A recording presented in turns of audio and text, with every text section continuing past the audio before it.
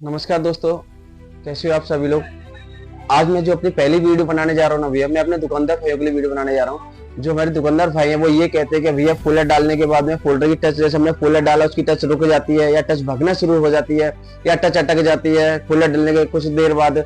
तो भाई मैं पहले पहले आपको बता दे रहा हूँ कि टच फोल्डर डालने से पहले क्या होता है कि कई बार क्या होता है कि हम लोग जल्दी जल्दी के अंदर फोल्डर की जो क्रोम होती है हमारी, इसका जो फ्रेम होता है हम इसको साफ नहीं करते हैं। इसको साफ नहीं करते तो कांच का कोई भी रेशा इसके अंदर रह जाता है, और जब कांच का कोई भी रेशा रह जाएगा तो उसी के ऊपर हम ग्लू लगा देते हैं। ग्लू लगाने के बाद जब फोल्डर फिट करते हैं तो कई बार फोल्डर की फिटिंग प्रॉपर नहीं बैठ पाती है और हम उसको दबा देते हैं। तो उस बीच में क्या होता है कि थोड़ी देर में धीमे धीमे जैसे वो गिलास का छोटा पार्टिकल जो रह जाता है ना, वो भैया दिक्कत खड़ी करता है। दूसरी चीज है, फोल्डर डालने से पहले हम क्या करते हैं, फोल्डर ये हमारा है, हमने फोल्डर निकाला तो कई बार कुछ भाई क्या करते हैं कि फोल्डर ऐसे निकाला, निकालने के बाद में सीधा सीधा ये किया और चिपका देते हैं उसको।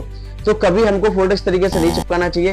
फोल्डर से सबसे पहले क्या होता है कि पीछे की टेप होती है, हम इस टेप को जूम करके दिखा देंगे। तो सबसे पहले क्या चाहिए, फोल्डर लगाने से पहले क्रोम साफ करें, फ्रेम को अच्छे से साफ कर लें।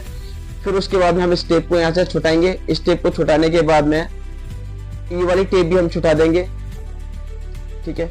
ये टेप छुटाने के बाद में जब इसकी जो ग्रिप बनती है ना भैया, इसको लगाने के बाद में जब हम फोल्डर फिटिंग कर देंगे तो हमारी टच कभी भी ना चुपकेगी, ना ही टच कभी अपने आप भागेगी और बहुत अच्छी टच चलेगी हमारी। और दूसरी चीज, पत्ते के नीचे ये जो पत्ता होता है, इस पत्ते के नीचे कभी भी हमें ग्लू नहीं लगाना चाहिए। ज्यादा से ज्यादा जितना हो सके कम से कम ग्लू रखना चाहिए पत्ते की साइड से, क्योंकि पत्ते की साइड से क्या होता है, ग्लू जब इसके अंदर चला जाता है तो ग्लू सूख जाता है। ग्लू सूख जाता है तो वो मोटी परत ले लेता है, तो वो पत्ते के अंदर दिक्कत खड़ी कर देता है। तो उससे क्या होता है कि हमारी टच रुक जाती है, फोल्डर भी ब्लैंक हो जाता है उस चीज से। तो ऐसा कभी नहीं करना चाहिए। पहले सबसे पहले इसको लगाना चाहिए। अगर हो सके तो यहाँ पे जो वाइट टेप आती है, सेलो टेप आती है, उसको हम लगा देंगे यहाँ पे।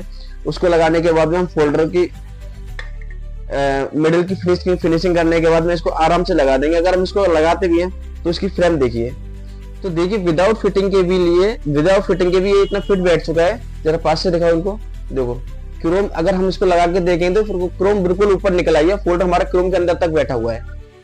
तो इसके लिए क्या करेंगे, जैसे कि मैंने आपको बताया, मिडिल को अच्छे से साफ कर लेंगे। साफ करने के बाद में हल्का हल्का ग्लू लगाएंगे। कई दुकानदार क्या करते हैं, कई भाई क्या करते हैं अपने, कि उन्होंने ग्लू बहुत सारा लगा दिया कि ग्लू ज्यादा लगाने से फोल्डर की मजबूती ज्यादा नहीं बढ़ती है।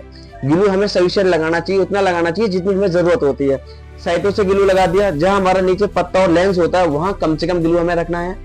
वहां जितना कम ग्लू होगा उतना ही हमारे फोल्डर की पकड़ अच्छी होगी, हमारा फोल्डर बहुत अच्छा चिपकेगा और ना ही कभी लेंस ब्रेक होगा, ना ही फोल्डर हमारा ब्लैंक होगा और ना ही इसकी कभी टच भागेगी।